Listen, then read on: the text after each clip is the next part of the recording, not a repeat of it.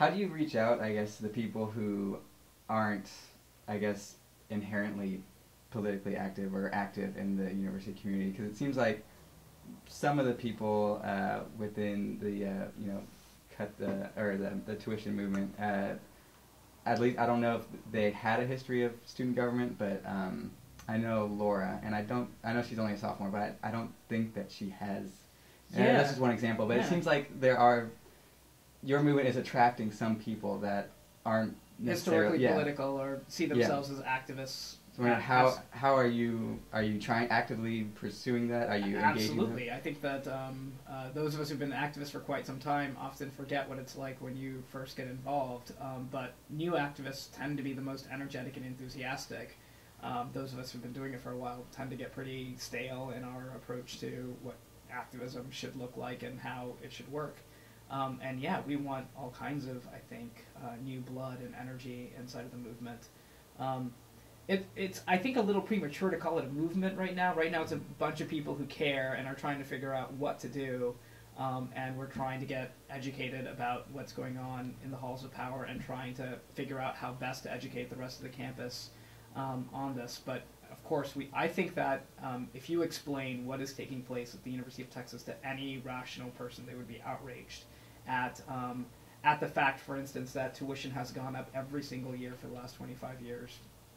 That tuition now costs about 6 times what it did when I graduated from college, but you don't graduate with 6 degrees, and inflation hasn't been 600% over the same amount of time. So really what is happening in terms of the finances and cost of what's supposed to be public higher education, and it's approaching private school prices. So really what is it that you are paying for when you go to a public research university? I think that most people would be outraged if they were explained, if it was clearly explained to them what's happening here. But the fact of the matter is that the folks who control the budget and the finances of the university don't really have an interest in explaining very clearly what's going on. And because there is a general economic crisis, they've managed to convince everybody that there's no money at the University of Texas, which is unfortunately dangerously misleading. I think that most people at Texas would prefer that tuition be a whole lot lower, and if we could find a way to do that, would be excited to do that rather than be opposed to it. So I'm looking forward to figuring out how to attract new student activists to this campaign.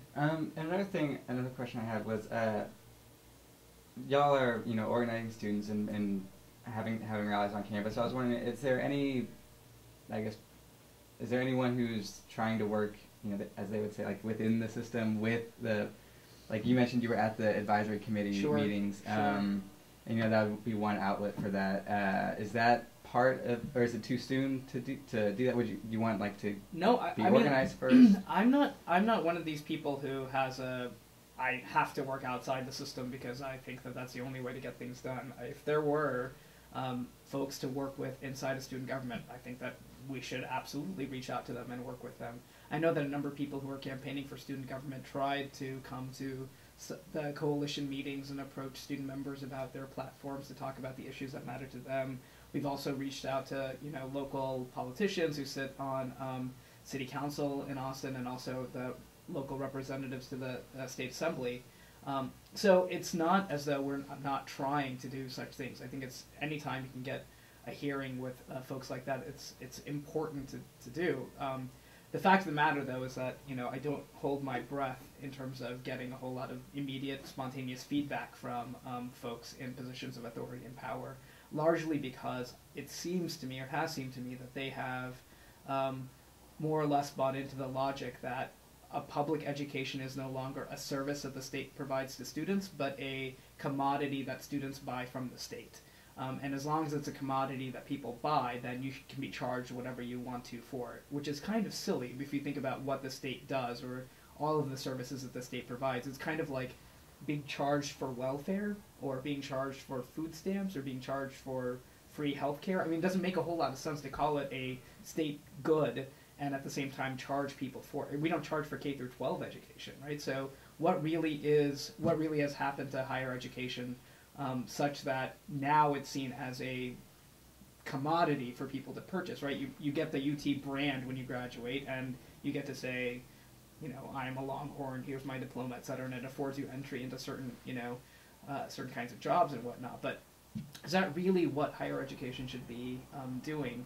I think that most of the folks at the Capitol building, most of the folks who run this university have bought the logic. And if you read interviews that the chief financial officer, Kevin Haggerty, has given to newspapers and other media outlets, he explicitly calls it a service that students buy. And that changes the game a lot for education, right? Because then they get to ratchet up prices as much as they want to. I actually think that it will take something probably fairly independent of the halls of power to make a change. But, you know, there have been people who've reached out to us and we've not sort of swatted them away or anything. Mm-hmm. Yeah. I was wondering, have you been keeping up with the recent news out of Berkeley? Yeah. The riots and all that sort of, or I guess it was a dance party gone wrong. Yeah. I was wondering if you had any opinions on that, or... Well, I don't know all the details, so I won't comment on it fully. But I think that,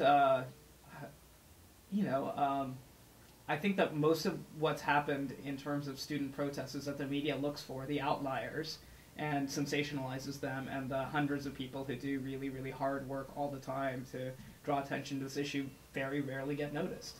And so the folks that I know at Berkeley and who I'm in regular contact with have been doing lots and lots of hard work, outreaching to other students, trying to get connections with campus faculty, staff, custodial staff, the groundskeeping staff, and then even local K through 12 and community colleges. And it's a lot of really patient, organizing work that they've been doing. What tends to get, talked about in the media is the one thing that goes wrong, as opposed to the 1,000 things that go right. At the same time, I actually think that what's really reprehensible that the media isn't talking about is how brutal that police have been against student activists who have been largely nonviolent and doing really... I mean, when the cops went in back in November and attacked a building occupation that had students in it and busted a couple of lips and heads, that got very little attention.